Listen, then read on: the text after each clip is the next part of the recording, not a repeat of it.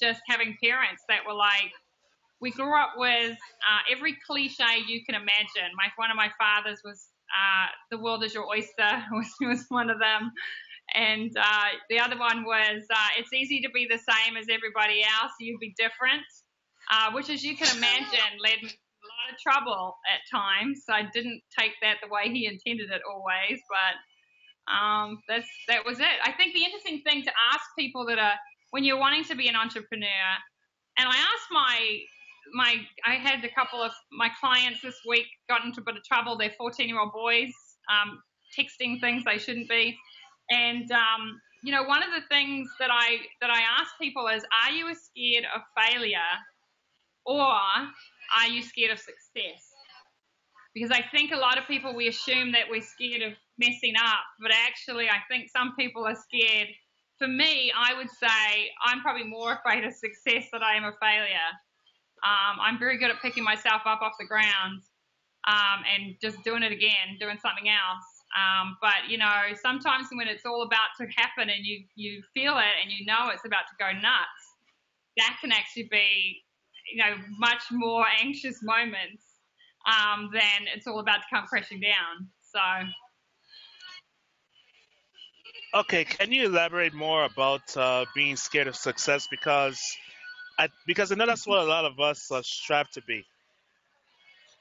Well, it's one of those things where it's all about really being honest about what it is that is freaking you out at any point in time, and it's that you have going to have to go into the next unknown phase. Sometimes we get so comfortable in it being a struggle and getting knocked back and banging your head against a wall, and then you have these moments, and I'm in this right now with Karate Online where I'm going to hockey sort of rinks, and I was at a huge event, the CCM World Invite. We had 1,200 athletes and across all of, well, that's why it's called the World Invite, so Canada and North America basically.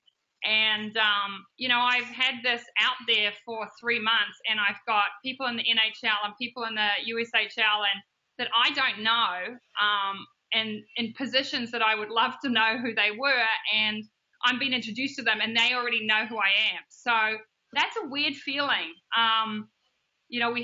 Having a situation in a restaurant with people that I don't know who they are, but they get up and say, I don't know who those two guys are, but that's Fiona Birch from Pro Athlete Online. I have no idea who they were. And so that is actually having to then pony up, I guess, to those expectations that you've built when you're building this brand. And I'm very careful to build it on, realities and pragmatic and honesty about what you can deliver. But you get to this point where you're just like, wow, like you know what the next thing is. And then when you get that, it's like, okay, what's the next thing? Which is what excites me. So when I say I'm scared of success sometimes more than failure, I also am driven by that fear. That is something that pushes me, doesn't hold me back, if that makes sense. All right. All right. So now I gotta ask about this because I know social media is important, but what's your thoughts on like professional athletes or anyone or high profile organizations being on social media? Because I know that can be like a double edged sword for them. Well, I'm all about it. I mean, the thing that I'm doing with this company is these athletes and people are told don't. When it comes to social media and somebody that's in, protecting their reputation and building a brand for themselves, it's don't do this, don't be an idiot, don't do that. No one is telling them how. And really all we're telling people in a lot of the social media world is, how to push that button, how to open that thing, how to drive that. But we're still not telling people how to build a resilient brand. And a resilient brand is one that understands that one day something will happen that will turn people's heads in the wrong direction, and you will have to withstand that and understand how to get through that. A lot of people get confused and they say, do you do PR? And I say, no, I'm not. the truth is the best story you have, and I'm not about spin. So for people who are an athlete, I think they absolutely should be. One of the things I constantly say is, if you're not building your brand, then the only two people who are the media and the trolls. And they will come after you. They are not looking for a good story at all. So that's one thing that we face a lot with athletes, is the agenda of other people is very rarely positive.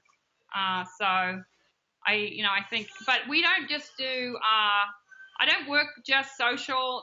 We also figure out how to dovetail with their offline things as well, and how to make both of those work together. Especially when, for me in Pro Athlete Online, a lot of the people that I'm wanting to do business with or convinced to do business with, they are not on social media. In fact, they're not just not on it, they hate it. So having to go to these events and reach them in a real world sense, but then have them still check to see if, what I am doing online as well. So there's got to be this balance of both.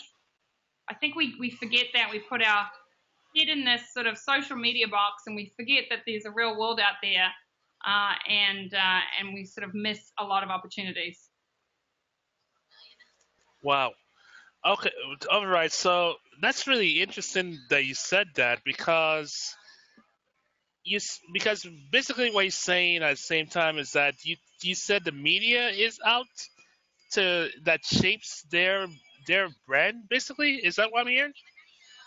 Oh God, yeah, absolutely. They're not selling stories because somebody kissed a baby after the game. They're selling stories because someone had a DUI, or somebody said something that could be taken the wrong way.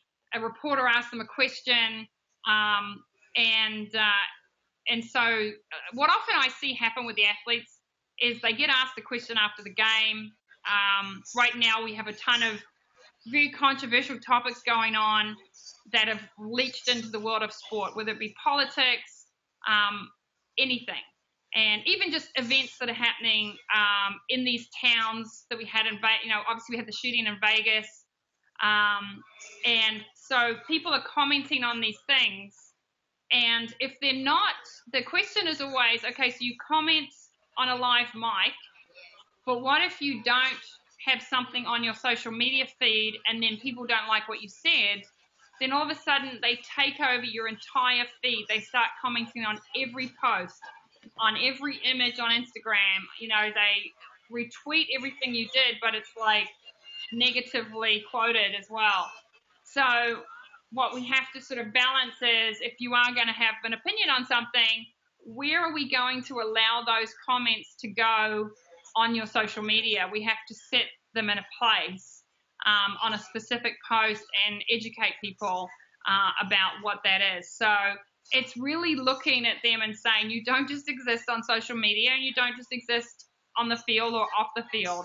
It's how do we create a brand that allows people to express their opinions of your opinions and respect those opinions as you show you respect theirs. So that's, I guess, the crux of what we do. Now,